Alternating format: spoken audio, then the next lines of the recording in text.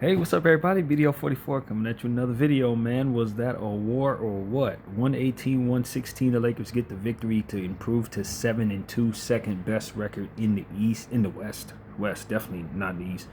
I don't know where we stand as it pertains to the rest of the NBA. Maybe that's the second best record in the league. I'm not really sure what's going on in the Eastern Conference, and I don't really care. I just wanted my team to get out of there. And when that buzzer sounded, I just wanted us to get out of there before those referees called anything else. That was one of the most bizarre endings to a basketball game that you're going to see. We were up by 4 and we conceded a bucket to give them, a 2-point deficit.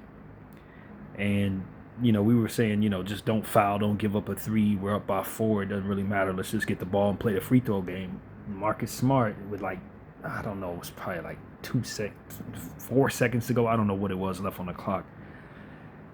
Decides to do a full court pass to a wide open Rui who was streaking down the court. That should have ended the basketball game, but he didn't get all the way out of bounds. And as a result, they gave the ball back to the Spurs. So I think it was 1 point something second left on the clock, and they had an opportunity to either hit a 3 for the game winner or tie it with 2. The very next play, a lot happens as it pertains to the ball gets inbounded, and lo and behold, Jake LaRavia ends up fouling Julian Champagnie as time was expiring. It was 0.2 seconds left on the clock, and he's going to the line to tie it up. We thought we were going to overtime, and he missed the first free throw. So, yeah, that was really how that went. And I think something else happened after that. They had another opportunity to tip the ball in, and we were able to just kind of get the stop. That was bizarre, man. Now, mind you, leading up to that, you had seen 3 Spurs foul out, including Wembanyama. Luka had been playing with 5 fouls since probably the 9-minute mark of the fourth quarter, and he got out of there without fouling out, which was tremendous. They called everything. I mean, some of the calls that Wemby was receiving out there, I didn't even think there was any contact on that last one, where he was driving at Rui. Rui seemed to get out of the way, and they called the foul. I honestly did not see contact. I didn't see nobody touch the man. You tell me if that was a foul. And then shout out to Rui Hachimura for finding a way to draw Wemby's 6th foul by getting in position to draw the charge. That was phenomenal. Marcus Smart made so many winning plays. It's a damn shame that it almost cost us the game when he was trying to, just go for the heave that should have won the game for us. And he just didn't get his feet all the way in bounds, out of bounds rather. And I had never seen that called before, but it was the right call. But I thought Marcus Smart made so many winning plays that I don't want to remember that at all as it pertains to how he played. He was really, really helpful out there tonight. Rui, tremendous on both sides of the floor. I could argue you don't win the game if Rui doesn't draw that charge on Wemby. I could argue you don't win that game. So it was so many things that people did that helped us win this game, but the last literal game second, 4 game seconds, were some of the most bizarre basketball you ever see in your life. So, now let's get into the numbers. What does the game cast tell us, man? I am so happy we won that game. Relieved, even. Is a better way to describe it. So, in the first quarter, the Spurs won the quarter 29-26. Second quarter, the Lakers got the win there 34-30. Third quarter, we had issues, 37-28. The Spurs definitely won that quarter.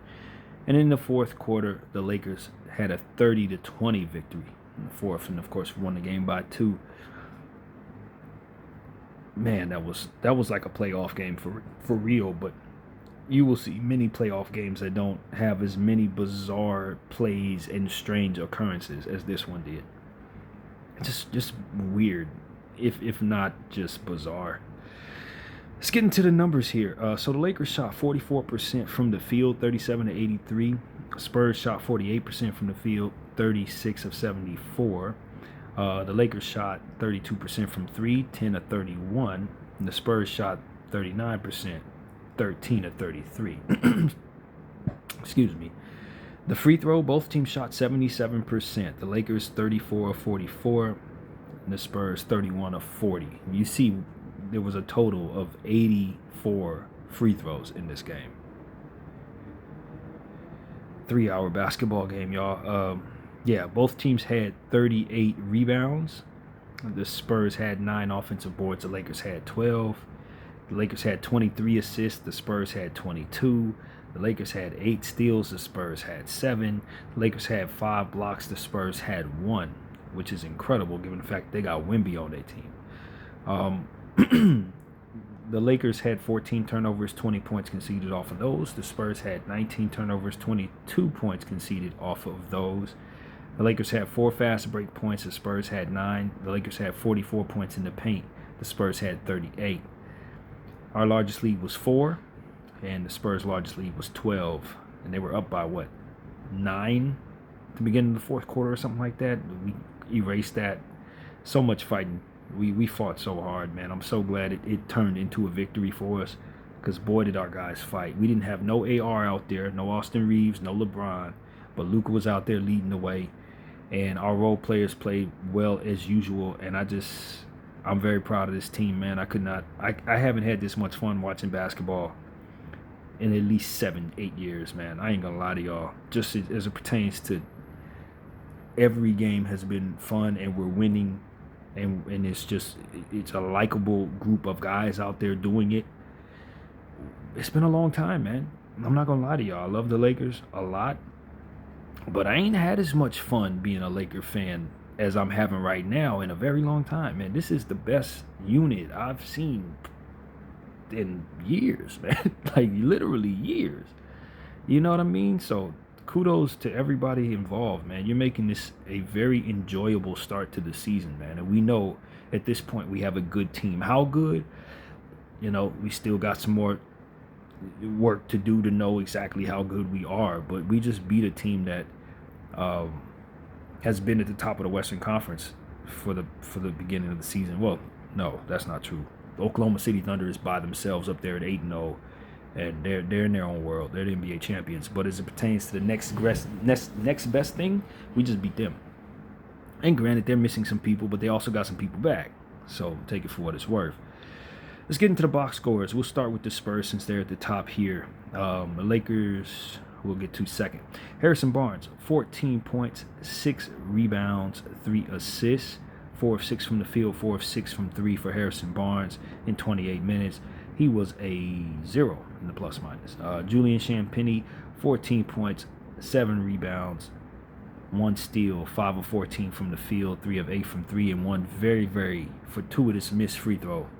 He missed 1 of 4 from the free throw line, despite being a over 80% shooter. Not a good night for him. He's going to hate himself for missing a free throw that ultimately would have tied this game and had us still out there watching the officials call everything for the Spurs, because that's exactly what this was, or so it seemed.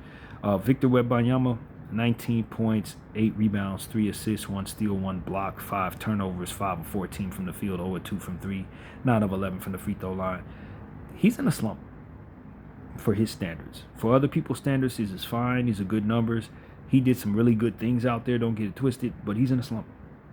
He didn't play well against Phoenix, and I don't think for his standards he played well against us either. So low-key, I don't think too many people are going to see it that way, but yeah, Victor's in a little bit of a slump. Devin Vassell, 15 points, 4 assists, 3 rebounds, 5 of 14 from the field, 2 of 8 from 3. Everybody on that team is 5 of 14. You notice that? Julian, Wemby, and Devin Vassell all 5 of 14 from the field. Yeah, Devin Vassell +2 in the plus minus. It's good to see him kind of be normal, because usually against the Lakers he tends to play his best ball. Stephon Castle, very difficult player to deal with, man. He's already special, if you ask me. Stephon Castle is super special, man. But I see something different in him, because he just continues to do everything for his basketball team up and down the box score, including turning the ball over 6 times, for which we appreciate. 16 points, 5 rebounds, 8 assists, 3 steals, 3 of 11 from the field, 1 of 5 from 3. Bad shooting night for Stephon, but he did a lot of good things out there for his squad.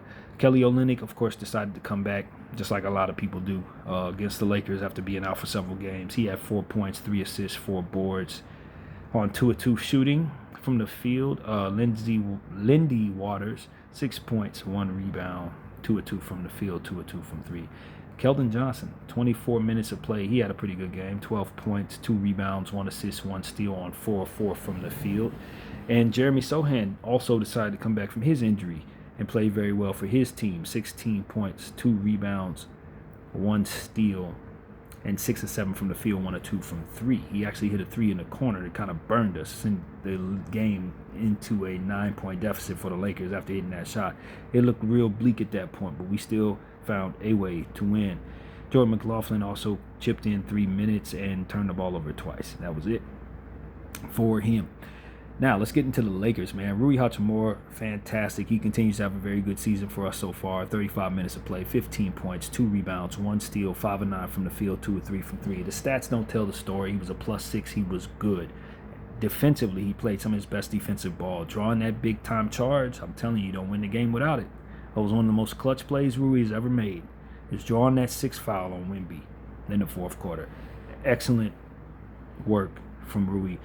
Jake LaRavia, 8 points, 6 rebounds, 1 assist, 3 of 9 from the field, 1 of 5 from 3. He didn't shoot well tonight, but he did a lot of good things out there. He was a -5, but I thought he was solid for the most part. Some of the shots that he took we didn't like. It was a clutch 3 that he airballed.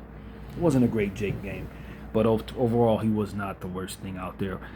DeAndre Ayton, excellent, 22 points.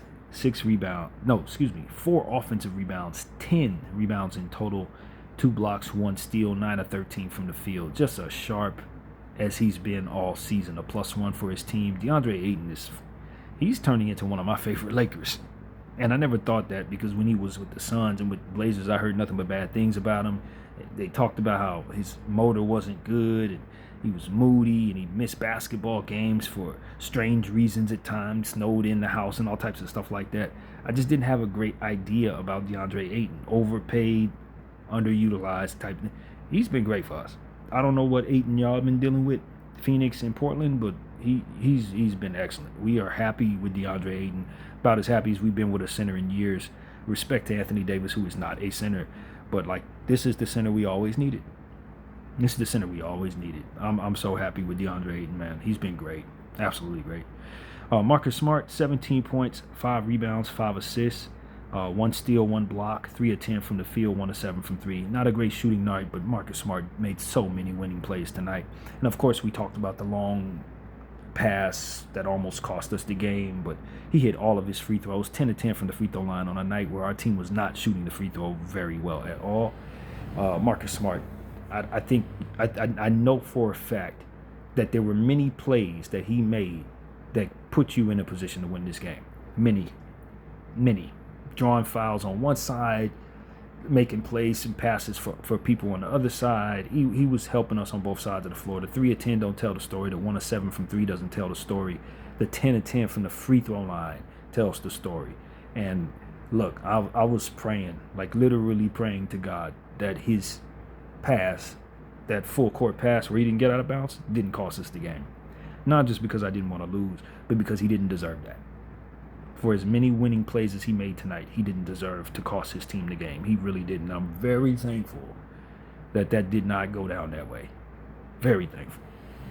And then we'll save the best for last, because of course Luka did some great stuff on the stats once again. Even though he missed a bunch of free throws, I'm still going to give him the game ball. Jared Vanderbilt, 5 points, 2 assists, 2 of 3 from the field, 1 of 2 from 3. That 1 of 2 from 3, it was actually 2 of 3 because he hit another one that they didn't count for whatever reason. It didn't count, but he hit 2 threes tonight. So Jared Vanderbilt, hopefully this is the start of something in regards to that. Dalton Connect, he was pissing me off, man. I had real trouble with Dalton tonight. And it wasn't like he was just outwardly playing terrible. It was just, I look at it like this. He's not playing well enough on the offensive end to deal with some of the issues that come with having him on the defensive end. That's the problem. His defense is not good, and his offense has not been good. So it was a struggle tonight. He played 16 minutes. I would have loved for the minutes to be cut in half. We didn't have Austin out there, So we were trying to give him opportunities, and I definitely agree with giving him opportunities because you have to instill some confidence in him since his confidence has been broken so bad. But man, as soon as he stepped on the floor in the fourth quarter, that's when the lead started going the wrong way. He was a -6, the worst on the team. It just seemed like as soon as he got on the floor, it was almost like our team plays connective defense, top to bottom. Everybody plays defense. But it's like you have that one player that just ain't no good at defense. So I liken it to building this incredible fence that's meant to keep people out, but then putting a man-sized hole in the middle of that fence. So it's like, what's the point of having a damn fence if you can just walk straight through the hole? That's kind of what he was out there defensively in the fourth quarter, and all the bad stuff that took place happened while he was out there. And I was frustrated, man. I was frustrated. I know he can play well. I've seen him at his best, and when he gets out of his slump, boy, is he a hell of a lethal scorer. But tonight, I had a lot of problems with Dalton Knecht. I was very frustrated with his minutes. Jackson Hayes, 9 points, 4 rebounds, 1 assist, 3 of 4 from the field. I thought Jackson was really good catching lobs. Luka was finding them left and right. And the defensive end, too, he did some good things, man, being very physical. He took some punishment down there at the end of the game. I know he's playing off a rolled ankle that, of course, I didn't see in the Portland game since I didn't get a chance to see the game. I didn't realize that he was playing through what was considered to be a very bad ankle sprain, and he looked 100% tonight. So I'm very happy with Jackson Hayes. I think he's been really good for us all season long with the minutes given, and tonight was no exception. He's been great. Nick Smith, 2 points, 2 turnovers. The 2 turnovers were a bit frustrating tonight. We would have loved for him to get some more minutes, but it just wasn't really an opportunity with Luka back. He was a +9 though. Good things happened on the floor with him, and I think those turnovers were not like egregious, really, just some bad reads. And I think if he gets a chance to look at the tape, he'll be fine in regards to those. Bronny James only played 5 minutes tonight, 2 points, 1 rebound. I thought the 2 points that he got, he attacked with a nice little mid-range shot on a really good read. And so I just see him growing as a player. Again, just like Nick Smith, it wasn't opportunities for really to give him the minutes when our guys are back.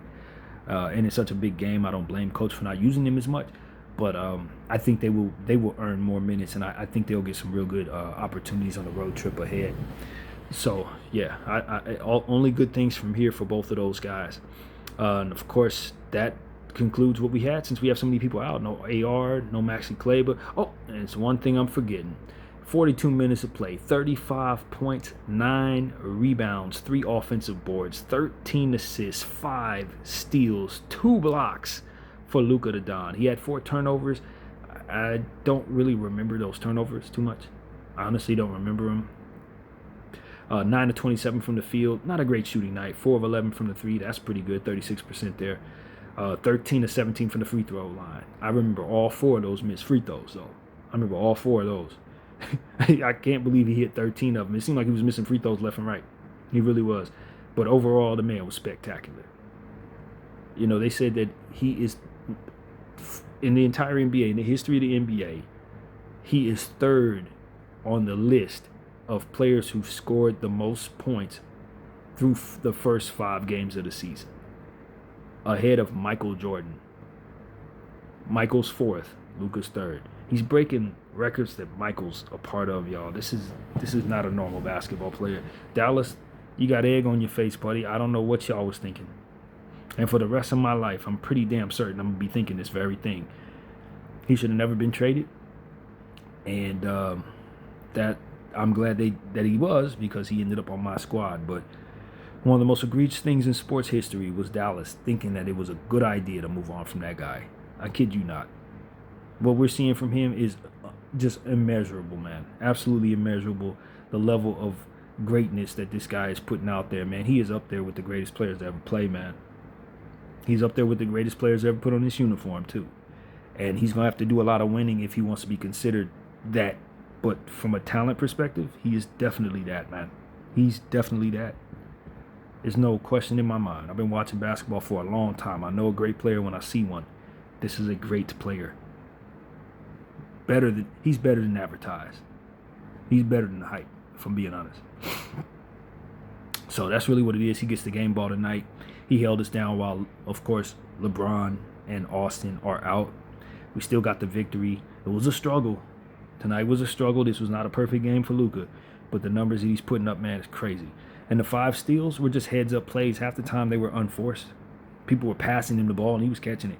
But he definitely put himself in a position to help us defensively. 2 blocks, 5 steals. That's 7 stocks for a guy that they said couldn't defend. You tell me. I don't know. Like I said, I think he's better than advertised, if I'm being honest with you. +4 on the night. Whew. That was a war, man. I'm so glad that game is over. I was so frustrated with those officials, and we talked about this at halftime, how the team was frustrated with the officials. In the second half, I was more so frustrated with the officials just because it seemed like you can't look at Wemby wrong at this point. You can't look at him wrong without getting a whistle. He would drive into people, they call a whistle. He wouldn't touch anybody at all, they call a whistle. It was absolutely egregious, the officiating in that second half. JJ would tell you it was egregious the entire game. But the second half, for me, the calls they were giving Wemby was just, I don't know, man. I don't know. I was very frustrated. Very frustrated. I just felt like he had his official team out there, and they were on cue, ready to blow the whistle anytime he made any type of motion in the offensive side of the ball. But I think if you ask the Spurs, they were pretty frustrated with the officials too, because they had 3 players foul out of this basketball game, including Wembanyama. So, like I said, it was 84 free throws shot on the night. I think both teams are pretty frustrated with the officials tonight. But we're the ones that walk away with a victory, and we are super excited about it. The Spurs are on a 2-game losing streak. I'm pretty sure they're frustrated about that.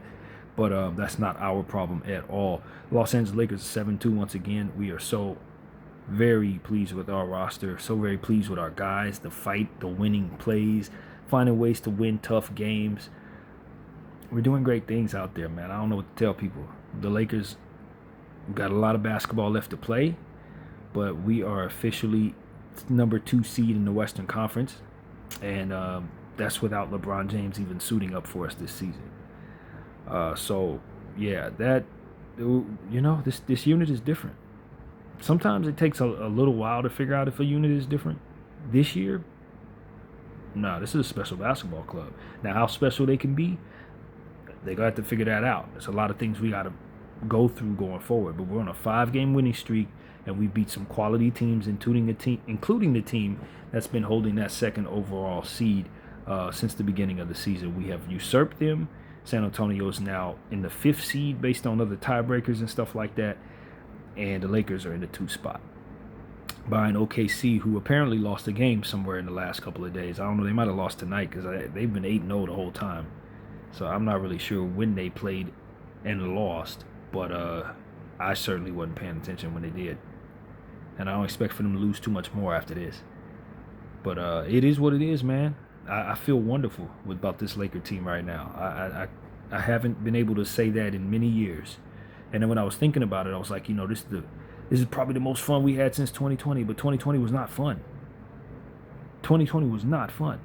I want to make this very clear. When we won the championship, we were mourning as a franchise, and we were all scared for our lives because it was a damn pandemic. That wasn't fun. That was a relief in the presence of crisis. Wasn't nobody running around saying, oh my God, we're having the greatest time. No, it was the most difficult time in our Laker lives. We had just lost Kobe Bryant. Nobody was happy. We were devastated. It wasn't no fun. And so this is the most fun I've had as a Laker fan probably since the Shaq and Kobe days, if I'm being honest with y'all, or since the Shaq and Powell days, I would say. Since we beat the Celtics, this is the most fun I've had with a team, because ever since then, we've been the rebuilding process and then struggles. It's just been a lot of struggles, and it ain't been all that fun. I ain't gonna lie to you. We've had excitement, we've won, but to say that we're genuinely enjoying ourselves through 9 games, I don't remember a 9-game stretch more fun than this one. I really don't.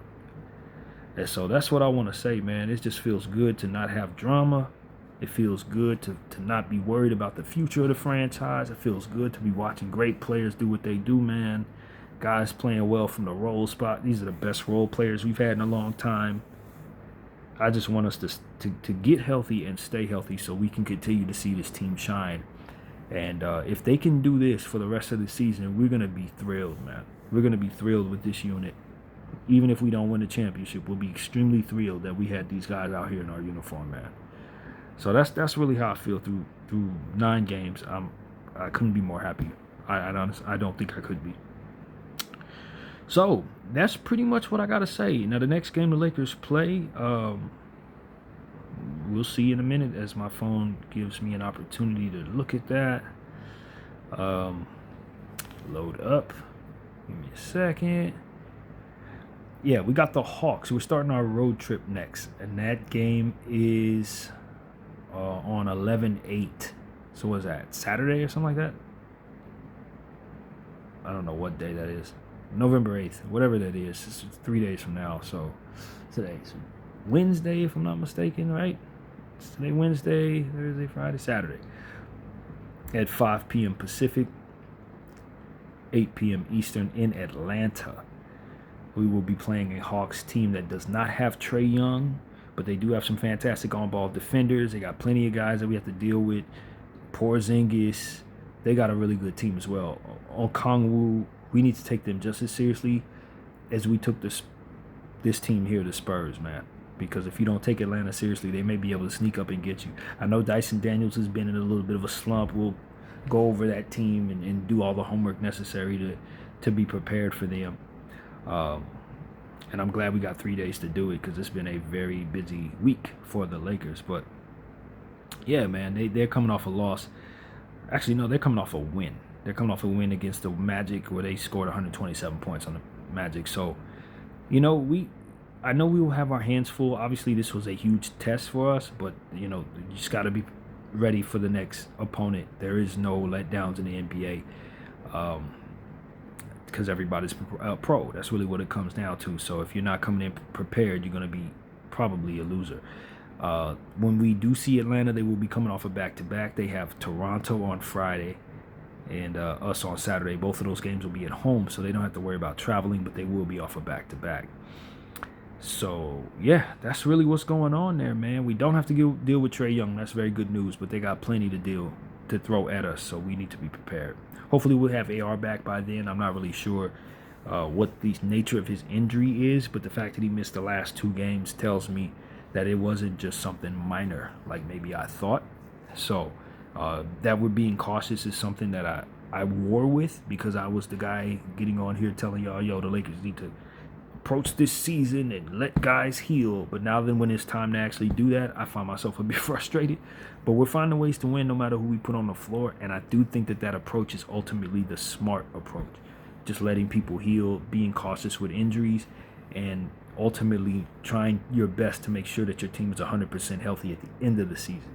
So do you have the temperament to do what's wise? That's the question. And it seems like our franchise does. You know what I mean? But as a fan, we really want our guys to suit up and we want to be ready for these games. And as far as I can tell, it hasn't hurt us that we've rested people. So let's just keep doing what we're doing. But yeah, that's what it is, man. I can't believe the Lakers are 7-2, man. 7-2. I was so prepared for us to be working from behind based on how little we played together in the preseason. But I mean, this unit is special. And our coach is doing some great stuff out there. If JJ keeps this up, it's going to be hard not to give him Coach of the Year, man. He'll be in the mix for sure.